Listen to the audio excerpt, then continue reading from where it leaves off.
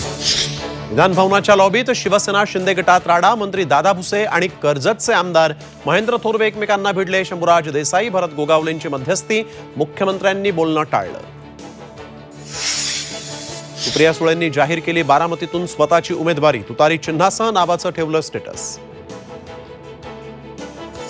महाविकास आघाडीचा लोकसभा फॉर्म्युला सर्वात आधी झी 24 तासवर।